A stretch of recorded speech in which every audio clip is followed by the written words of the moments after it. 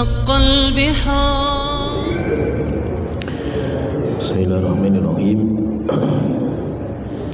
Innal hamdalillah nahmaduhu wa nasta'inuhu wa nastaghfiruh wa na'udzu billahi min shururi anfusina wa min sayyiati a'malina may yahdihillahu fala mudilla lahu wa may yudlil fala hadiya lahu wa asyhadu an la ilaha illallah wahdahu la syarika lahu wa asyhadu anna Muhammadan abduhu wa rasuluh, amma ba'du.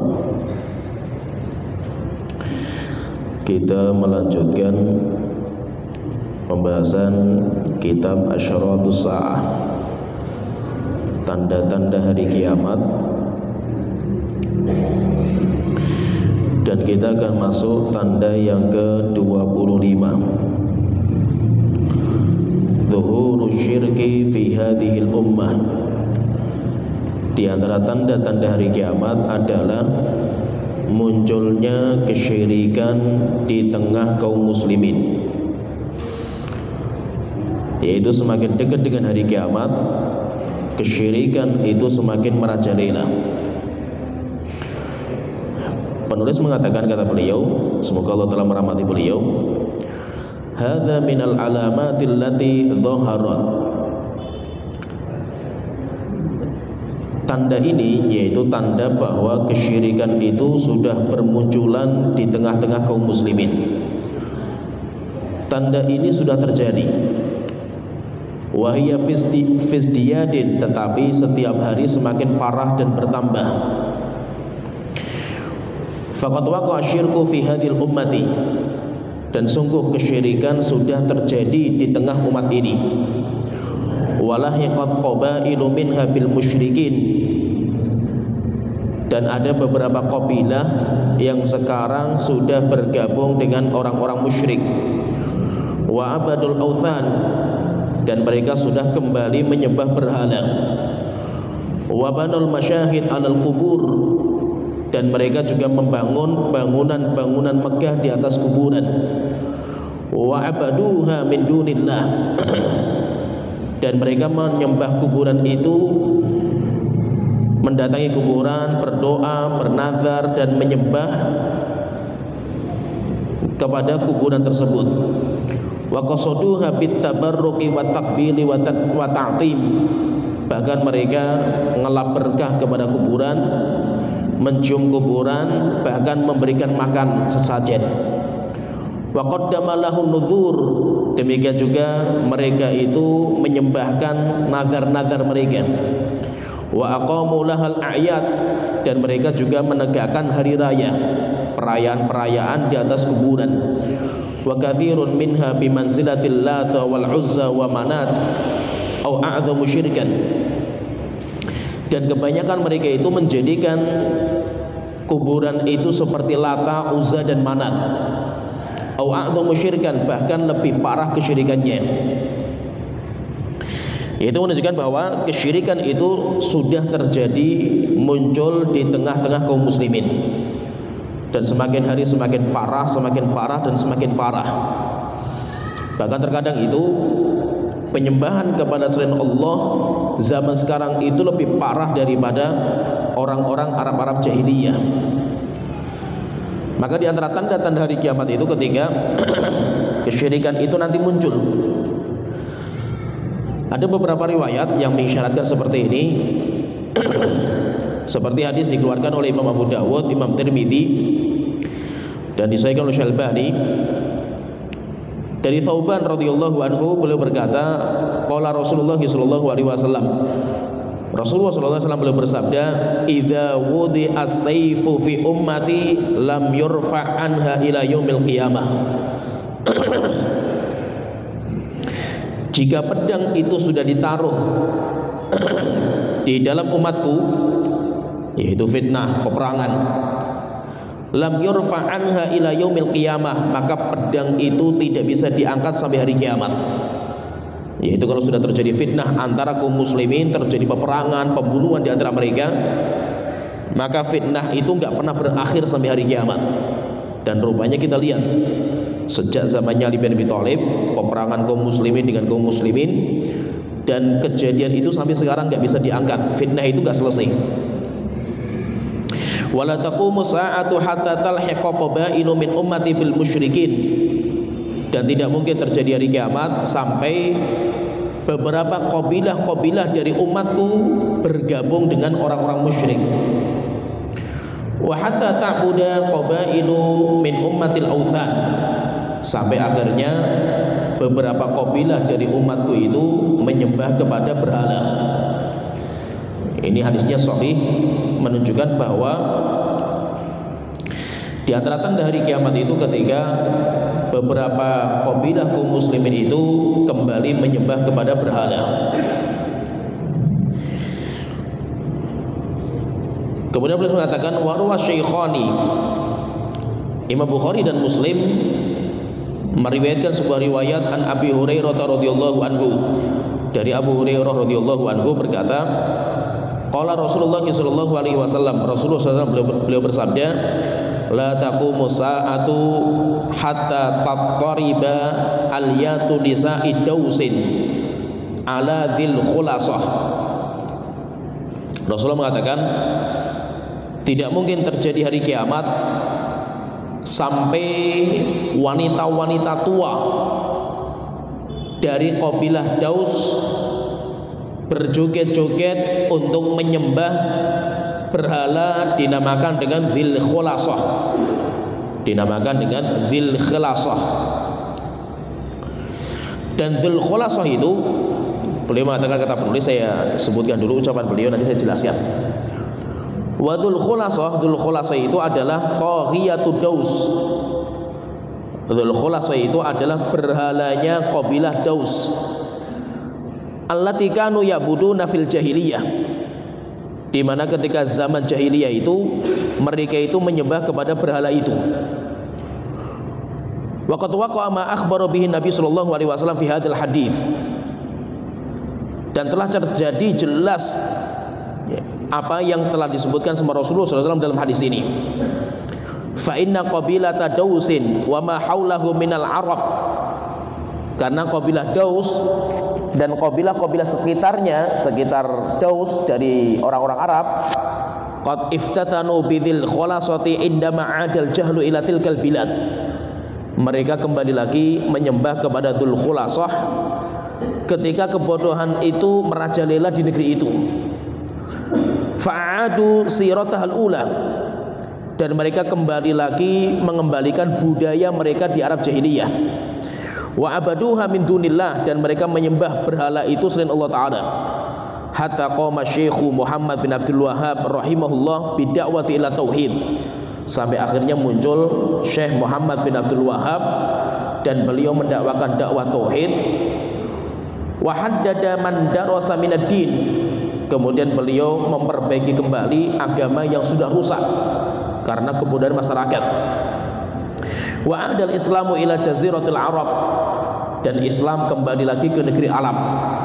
Faqamal Imamu Abdul Aziz bin Muhammad bin Saud rahimahullah.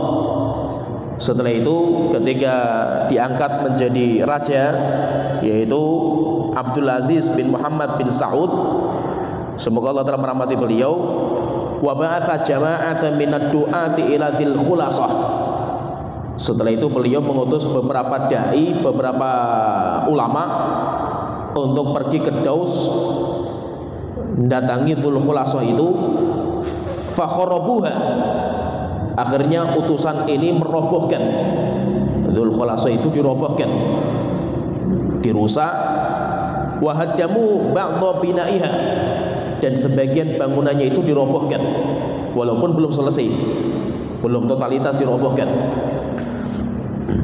Walam mantaha hukmu Ali Sa'ud alal Hijaz fitil kal fatrati, tapi rupanya waktu itu kerajaan Saudi Arabia itu nggak kuat karena banyak pertentangan, sampai akhirnya jatuh, yaitu jatuh pemerintah Saudi itu waktu itu.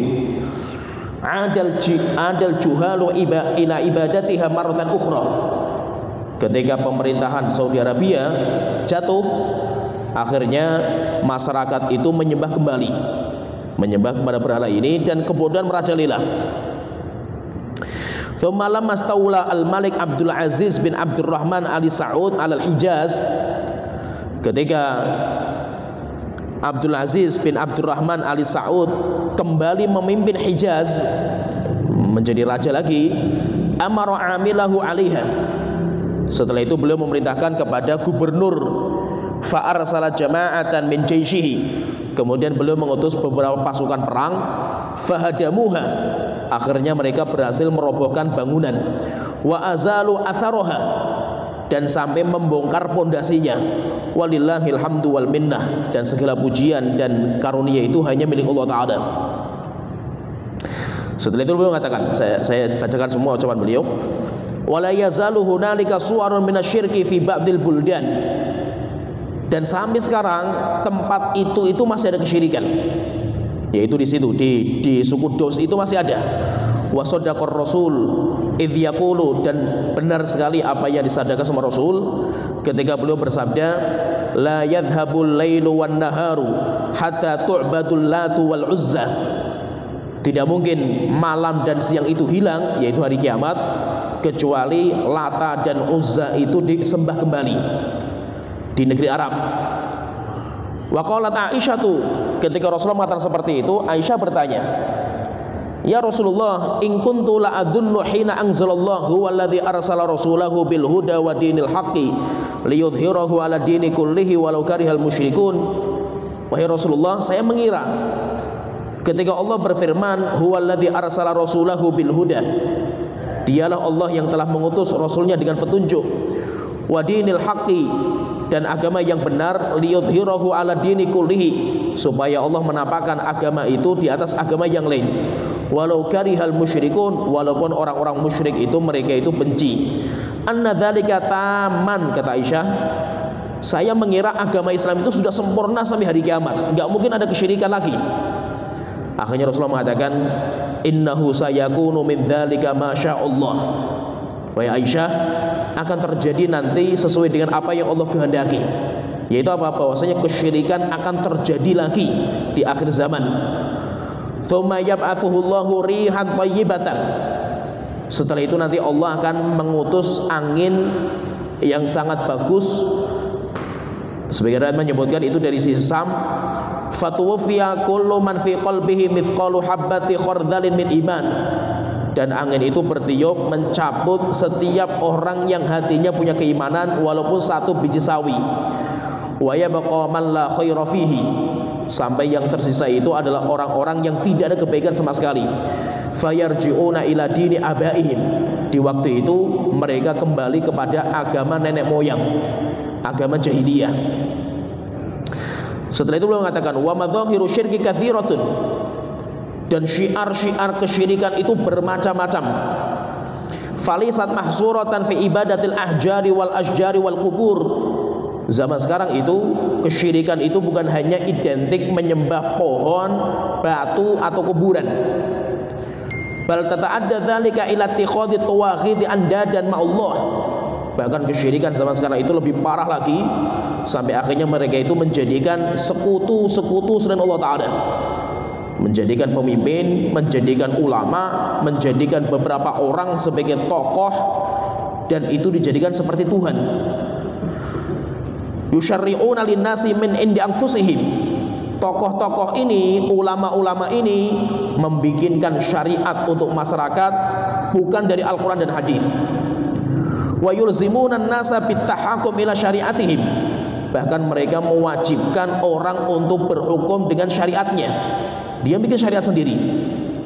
Wa taraka syariatullah, dan dia meninggalkan syariat Allah Ta'ala.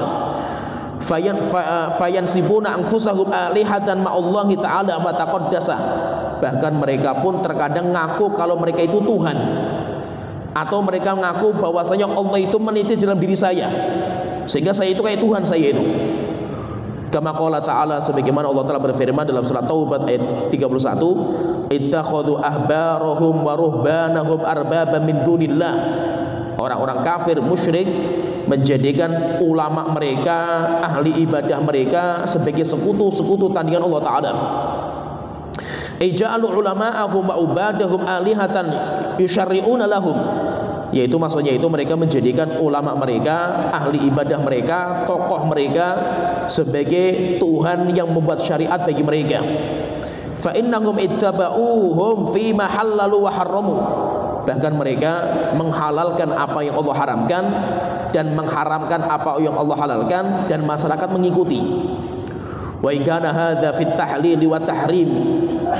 Jika seandainya dalam urusan haram dan haram saja, halal dan haram, ada orang menghalalkan apa yang Allah haramkan atau mengharamkan apa yang Allah halalkan, orang mengikuti dia itu telah menjadikan orang ulamanya, tokohnya itu sebagai Tuhan. Fa kaifa biman nabadul islama wara'a dhuhriyah. Bagaimana lagi dengan kondisi memang orang-orang yang membuang agama ke belakang punggung mereka.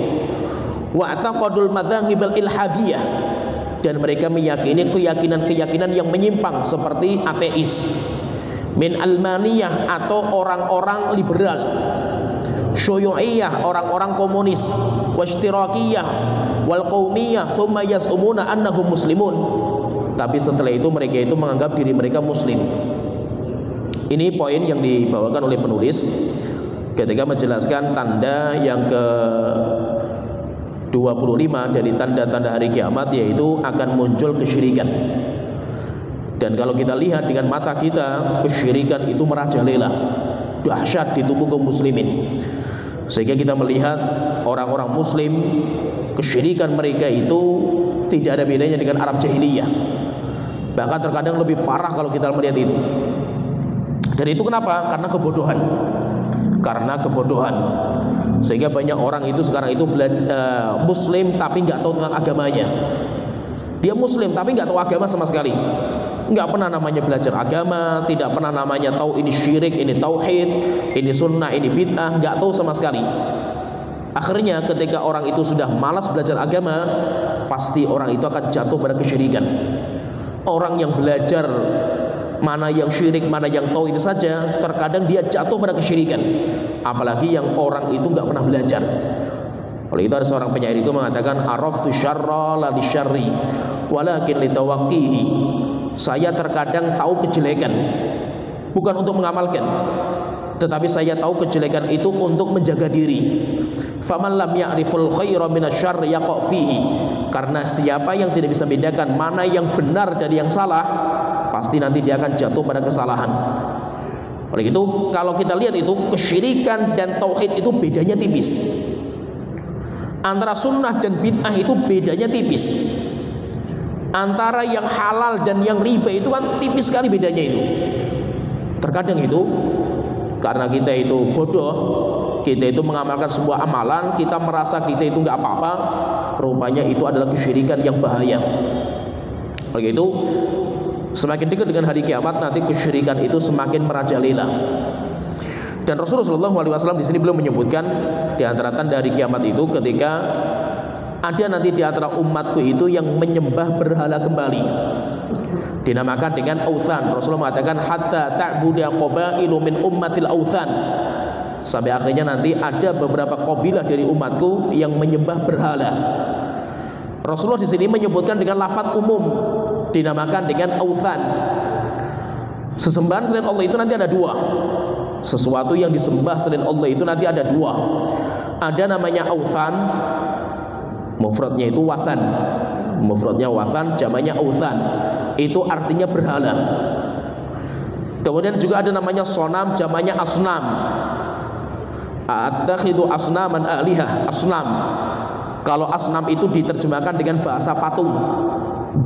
Bedanya nanti antara patung dan berhala itu bedanya itu, kalau patung itu memang mereka itu bikin untuk disembah. Contohnya misalkan ada batu, batunya diukir dengan gambaran yang mereka khayalkan dalam pikiran mereka. Contohnya gambarannya misalkan gambarannya itu gajah, manusia, mukanya gajah, hidungnya panjang. Pertanyaan, gambaran itu dari mana? Dari khayalan mereka. Tapi mereka bikin dengan tangan mereka, memang itu gambarannya seperti itu. Atau misalkan pohon diukir dengan bentuk tertentu, kemudian mereka sembah. Sesembahan yang mereka bikin dengan tangan mereka, dengan wujud sendiri, itu yang dinamakan dengan sonam. dinamakan dengan sonam atau jamaknya namanya asnam.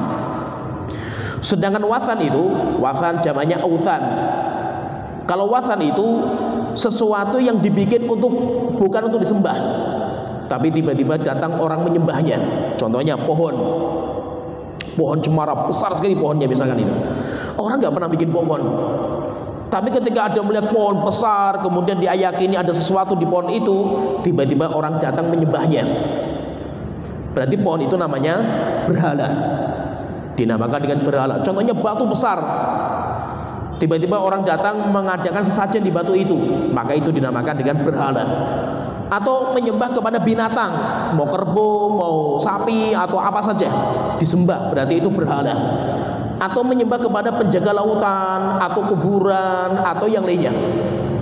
Bentuknya itu, orang ketika memiliki bentuk itu bukan untuk disembah.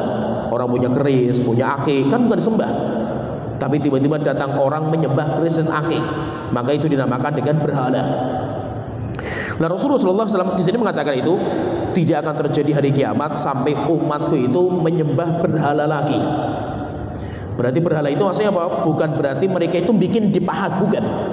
Tetapi mereka nanti menyembah kepada kuburan, menyembah kepada pohon, menyembah kepada penjaga lautan, menyembah kepada penjaga gunung dan yang lainnya. Dan itu kita sudah melihat dengan mata kita. Semakin hari nanti semakin parah. Jadi kalau di sini namanya authan, dinamakan dengan authan, dan termasuk kuburan. Kan Rasul itu pernah berdoa sebelum Rasul itu meninggal dunia.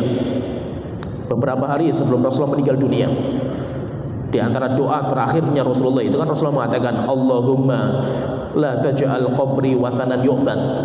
Tuhanku, janganlah engkau menjadikan kuburanku sebagai berhala yang disembah. Jangan engkau jadikan kuburanku sebagai berhala yang disembah. Akhirnya dikabulkan sama Allah Ta'ala, dijadikan pemerintah Saudi Arabia itu untuk menjaga kuburnya Rasulullah SAW. Maka berarti apa? Kuburan itu bisa menjadi berhala. Kuburan itu bisa menjadi berhala. Maka Rasulullah mengatakan, wahai Tuhanku, jangan kau jadikan kuburanku sebagai berhala. Kenapa? Karena banyak kuburan yang dijadikan berhala oleh manusia ketika orang-orang datang untuk menyembahnya. Berarti kalau kita perhatikan di sini, intinya berarti kalau hadis ini, yang hadis yang pertama itu Rasul itu menggunakan dengan bahasa umum. Tidak akan terjadi hari kiamat sampai sebagian umatku itu menyembah berhala. Lafaz berhala itu lafaz umum, mencakup apa saja yang disembah selain Allah itu namanya berhala. Tapi kalau riwayat yang kedua itu khusus. Rasulullah SAW itu menyebutkan dengan lafaz patung. Rasulullah mengatakan, la taqumu sa'atu hatta tattariba aliyatu nisa'id daus ala dzil khulasah. Tidak akan terjadi hari kiamat kecuali ada wanita-wanita tua dari suku Daus, mereka menyembah kepada dzil khulasah. Namanya dzul khulasah. Dzul khulasah itu berhala, patung. Dzul khulasah itu patung, dan patungnya itu dinamakan dengan dzul khulasah. Khulasah itu nama rumput yang memiliki kembang terkenal di waktu itu, yaitu mereka itu berbangga, sehingga mereka itu nanti bikinkan sebuah bentuk atau ya patung, kemudian mereka itu bikin kayak Ka'bah. Jadi dibikin Ka'bah, kemudian di dalamnya itu ada patung, dibikin Ka'bah, bangunan besar. Lah, bangunan ini, nama tempat itu dikenal oleh orang-orang Arab jahiliyah dengan namanya Dzul Khulasah. Ka'bah yang memiliki patung sebagai pemujaan kepada sebuah tanaman, yaitu sebuah tanaman namanya Dzul Khulasah itu. Khulasah itu nama tanaman. Dan warnanya itu biasanya itu nanti Dzul Khulasah itu kalau berbuah, buahnya itu warnanya merah. Sering dinamakan dengan khoraz. Kalau di Arab itu sering dinamakan khoraz buahnya itu. Dan itu yang memiliki berhala itu yang namanya Dzul Khulasah itu sebuah suku qabilah dinamakan dengan qabilah Daus. Qabilahnya itu namanya Daus. Dan qabilah ini dulu memiliki patung besar namanya Dzul Khulaisah itu, dan Dzul Khulaisah itu kata sebagian ulama mengatakan sampai sekarang masih ada. Di mana itu? Daus itu di sebelah Taif. Di sebelah Taif di Saudi Arabia. Jadi di tempat itu dulu itu ada namanya Dzul Khulaisah. Zaman dulu itu, zaman Arab jahiliyah itu, hampir setiap kabilah itu punya berhala, punya patung. Setiap kabilah itu ada Lata, Uzza, Manat, Hubal, dan setiap tempat itu ada. Yang paling banyak itu di Ka'bah. Yang paling banyak itu di Ka'bah. Di Ka'bah sampai 360 patung di Ka'bah yang di Mekah. Maka di beberapa tempat itu ada yang bikin kayak Ka'bah. Nanti di Yaman ada juga, nanti kayak saya sebutkan cerita di Yaman. Di Yaman ada. Demikian juga di suku Daus itu ada. Bikin bangunan seperti itu, dan bangunannya kokoh. Bangunannya kokoh sampai akhirnya ketika dikirim para sahabat untuk menghancurkan, itu pun tidak bisa bongkar sampai pondasinya. Saking kokohnya bangunannya itu. Jadi itu sampai sekarang masih ada. Namanya dinamakan pun juga namanya Dzul Khulaisah juga itu namanya itu. Ini Dzul Khulaisah yang pertama. Dzul Khulaisah yang pertama. Dzul Khulaisah itu banyak. Tapi yang terkenal itu yang di Daus yang disebutkan sama Rasulullah SAW. Rasulullah mengatakan tidak akan terjadi hari kiamat kecuali wanita-wanita tua dari suku Daus kembali menyembah Dzul Khulaisah. Dan sampai sekarang Dzul Khulaisah itu masih ada. Dan mereka nanti menyembah kembali. Kemudian yang kedua, Dzul Khulaisah yang kedua itu Dzul Khulaisah yang dibangun oleh dua kabilah. Dibangun sama dua kabilah terkenal di Arab, yaitu Khaf'am dan Bajilah. Khaf'am dan Bajilah, dan itu dekat sama Yaman, lebih dekat ke Yaman. Atau seringnya itu nanti dinamakan dengan Sonam Khaf'am, atau dikenal juga dengan namanya Dzul Khulaisah juga. Dibikin Ka'bah, bahkan waktu itu tujuannya untuk menyaingi Ka'bah di Mekah. Dibikin Ka'bah kotak, kemudian sebenarnya bukan kotak, sebagian mengatakan kayak mahkota. Bangunannya itu kayak mahkota. Tetapi apa? Ditutup dengan kain kayak Ka'bah, kiswah. Kemudian di dalamnya itu ada berhala. Dan mereka masyarakat biasa menyembah itu. Dua kabilah itu, namanya kabilah Khaf'am dan Bajilah. Sampai akhirnya nanti Rasulullah mengutus seorang sahabat dari kampung itu, dari Bajilah, namanya Jarir bin Abdillah al-Bajali. Bajali itu kan dari orang Bajilah, kabilahnya itu namanya Bajilah. Yaitu ketika Jarir bin Abdillah itu datang ke Rasulullah, setelah itu Rasulullah tanya, nanti akan saya sebutkan riwayatnya itu kalau ada waktu. Rasulullah tanya, "Wei Jarir, kamu datang dari mana?" Maka Jarir mengatakan, "Rasulullah, saya dari Bajilah." Maka Jarir bin Abdillah al-Bajali dia itu. Setelah itu ditanya, terus bagaimana kabarnya Dzul Khulaisah yang di sana itu? Padahal Rasulullah sudah menaklukkan Ka'bah ini, sudah selesai itu. Maka Jarir bin Abdillah mengatakan, "Ya Rasulullah, masih kuat dan masih banyak yang beribadah." Maka Rasulullah mengatakan, "Wahai Jarir, apakah kamu ingin membahagiakan saya?" Maka Jarir mengatakan, "Siap wahai Rasulullah itu. Berangkatlah kamu dengan pasukan kamu, hancurkan patung itu." Akhirnya setelah itu nanti Jarir bin Abdillah itu berangkat dengan 150 pasukan perang. Berangkat nanti untuk menghancurkan sampai berhasil merobohkan dan membakar berhalanya itu, nanti dibakar. Nanti insya Allah akan kita sebutkan riwayatnya, riwayat sahih dikeluarkan oleh Imam Bukhari dan Muslim. Dan Bajilah ini atau tadi Dzul Khulaisah itu di sana itu, yaitu jaraknya itu antara Mekah dan Yaman. Jadi perjalanan antara Mekah dan Yaman, tapi lebih dekat nanti ke Mekah, ke Yaman. Orang kalau berangkat dari Yaman ke Bajilah itu sekitar 7 hari perjalanan. Jadi lebih dekat nanti jaraknya itu ke Yaman, lebih dekat ke Yaman. Dan di tempat itu dibikin sebuah masjid. Di tempat itu bekasnya itu sekarang itu ada masjidnya, dibikin masjid. Dan itu juga dinamakan dengan Dzul Khulaisah. Namanya juga Dzul Khulaisah. Berarti memang berhala asli. Berhala, bahkan itu peninggalan dari Arab jahiliyah. Peninggalan dari Arab jahiliyah, dan umat Islam nanti kembali lagi menyembah itu. Jadi kalau kita perhatikan itu sebenarnya sejarah penyembahan berhala itu sejak zaman Nabi Nuh. Sejak zaman Nabi Nuh sampai akhirnya Allah musnahkan kaumnya Nabi Nuh dengan banjir bandang, tapi banjir itu tidak menghancurkan berhala. Cuma berhalanya itu dilenyapkan, tidak dihancurkan, dilenyapkan dengan datangnya banjir, dibawa ke lautan sampai akhirnya terdampar di sebuah pantai, kemudian ditutup dengan pasir-pasir.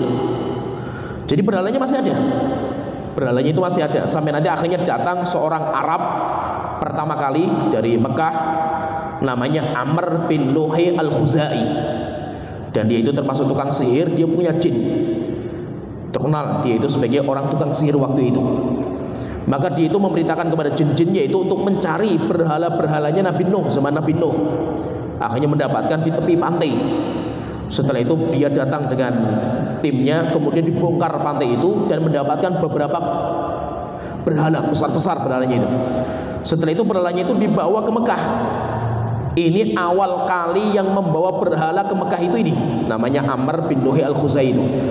Dan Rasulullah mengatakan, dan saya pernah melihat Amr bin Luhai al-Khuzai di neraka Jahanam. Saya mendapatkan dia itu perutnya itu isinya keluar, ususnya keluar, kemudian dia muter-muter, isinya itu kayak binatang yang dicancang di pelananya itu, yaitu tempat cancangan itu. Dia cuma muter-muter di tempatnya. Demikian juga Amr bin Luhai al-Khuzai. Kenapa? Karena dia itu orang pertama kali yang membawa berhala ke negeri Arab. Sebelumnya nggak pernah ada, apalagi sama Nabi Ibrahim. Dia itu pertama kali. Sampai akhirnya zaman Rasulullah Ka'bah dibersihkan. Demikian juga nanti Rasulullah mengutus beberapa pasukan ke sana itu untuk menghancurkan, tapi tetap tidak akan maksimal. Tapi Rasulullah mengatakan di sini bahwa nanti di akhir zaman itu nanti umat Islam itu akan kembali lagi menyembah kepada berhala-berhala ini. Ada sebuah riwayat bagus, saya bacakan riwayatnya itu. Bagaimana sejarah Jarir bin Abdullah tadi Al-Bajali itu ketika diutus sama Rasulullah SAW. Saya bacakan itu. Riwayatnya itu dikeluarkan oleh Imam Bukhari, hadisnya sahih. Jarir bin Abdullah radhiyallahu anhu beliau mengatakan, qala li Rasulullah sallallahu alaihi wasallam, Rasulullah pernah mengatakan kepada saya, ala turihuni min dzil khilasah, wahai Jarir, mau enggak kamu itu membahagiakan saya dengan menyingkirkan patung namanya dzil khilasah? Fakultu bala, maka Jarir mengatakan, saya katakan siap. Fantolaktu fi khamsina wa mi'ati farisin min Ahmas. Akhirnya saya berangkat bersama 150 pasukan kuda terbaik dari kabilah namanya Ahmas. Wa kanu ashaba khailin, dan 150 orang ini memang orang-orang pakar naik kuda karena mereka itu jago-jago. Wa kuntu la athbutu ala khail, sedangkan saya itu yang paling gak bisa naik kuda. Saya kalau naik kuda itu gak bisa netap kayak mereka itu, tapi saya itu goyang-goyang naik kuda itu, mau jatuh saya itu. Fadzakartu dzalika li Nabi sallallahu alaihi wasallam. Akhirnya saya itu cerita sama Rasulullah, ya Rasulullah, saya siap untuk pergi ke Dzul Khulasah, tapi saya itu nggak bisa naik kuda tegak kayak gitu, nggak bisa gitu. Saya takut nanti kalau saya itu jatuh dari kuda. Akhirnya setelah itu kata Jarir bercerita, ketika saya sebutkan seperti itu, fadaraba yadahu ala sadri. Setelah itu Rasulullah itu memukul dada saya, yaitu dada saya itu dipegang sama Rasulullah itu. Dipukul-pukul sampai Rasulullah hatta ra'aitu athara yadihi fi sadri, sampai saya itu melihat bekas pukulan Rasulullah itu di dada saya itu, yaitu Rasulullah mukulnya kenceng sampai akhirnya membekas merah di dada saya itu. Wa qala, kemudian setelah itu Rasulullah mengatakan, berdoa, Allahumma tsabithu, wahai Tuhanku, kokohkan orang ini, yaitu Jarir ini, kokohkan. Waj'alhu hadiyan mahdiyan, jadikan dia sebagai orang yang hadiyan, mendapatkan petunjuk, dan dia itu bisa memberikan petunjuk. Qala, kemudian beliau mengatakan, kata Jarir, fama waqa'tu an farasin ba'du. Setelah Rasulullah berdoa seperti ini, demi Allah saya tidak pernah jatuh dari kuda. Qala, kemudian beliau bercerita, wa kana Dzul Khulasati baitan bil Yaman, dan Dzul Khulasah itu sebuah rumah itu maksudnya Ka'bah, kayak Ka'bah bentuknya itu. Sebuah rumah di Yaman, li Khaf'am wa Bajilah, dibangun oleh dua kabilah. Namanya kabilahnya itu Khaf'am dan Bajilah. Fihi nusubun tu'bad. Di dalam bangunan itu, di dalam Ka'bahnya itu ada berhala yang disembah. Ada berhala, memang ada patung di dalamnya itu, disembah oleh orang-orang. Yuqalu lahu, bahkan tempatnya itu, rumahnya itu, orang-orang itu kalau memberikan nama untuk tempatnya itu namanya Ka'bah. Sehingga memang mereka itu orang Yaman itu pengen menyanyi Ka'bah di Mekah. Sehingga menamakan pun tempatnya namanya Ka'bah. Qala, kemudian Jarir setelah itu bercerita, fa'ataha, akhirnya kami, pasukan kami itu datang ke tempat itu. Faharraqaha binnar, dan tempatnya kami bakar dengan api. Wa kasaraha, dan akhirnya kami itu bisa mematahkan dan memecah bangunan itu. Walama qadima Jarirun al-Yaman, ketika Jarir itu berangkat ke Yaman itu, karena kan orang itu asli situ, dia penduduk asli berarti Jarir itu. Falama qadima Jarir al-Yaman, ketika Jarir itu datang ke Yaman, kana biha rajulun yastaqsimu bil azlam, sampai ke Ka'bahnya mereka atau ke Dzul Khulasah itu, rupanya beliau itu ketika masuk ke Ka'bahnya itu, di dalamnya itu sedang ada orang semedi. Sedang ada orang semedi di situ itu. Orang sedang mengadu nasib. Mengadu nasib namanya istiqsam bil azlam. Jadi sedang mengadu nasib. Biasanya kalau orang ngadu nasib zaman dulu itu, mereka itu memakai anak panah. Jadi anak panah itu jalan berhenti. Jadi pilihan seperti itu, atau ulang itu dikocok, nanti yang keluar apa? Nah itu ada orang yang sedang, dia itu sedang mengadu nasib di berhala mereka. Faqila lahu, akhirnya dikatakan kepada orang yang sedang semedi di dalamnya itu, inna Rasulullah sallallahu alaihi wasallam hahuna, hai manusia, utusannya Rasulullah sudah ada di sini, utusannya Nabi Muhammad. Fa in qadaru alaika daraba unuqaka, kalau kamu tidak keluar dari sini sekarang, kami tebas dari kamu sekarang itu. Fa bainama huwa yadribu biha id waqafa alaihi Jarir, akhirnya ketika orang itu nggak mau pergi, orang itu akhirnya mau dipenggal lehernya sama para sahabat, akhirnya Jarir itu loncat. Jarir itu loncat kemudian mengatakan, kalau kamu tidak mau syahadat sekarang, saya penggal leher kamu itu. Wala tashadanna alla ilaha illallah aw la adriba unuqaka, kalau kamu tidak mau syahadat maka akan saya tebas leher kamu itu. Akhirnya setelah itu ketika orang itu masih tetap di situ. Kenapa? Karena dia meyakini bahwasanya patungnya itu hebat, sehingga tidak mungkin dia itu bisa memegang patungnya itu.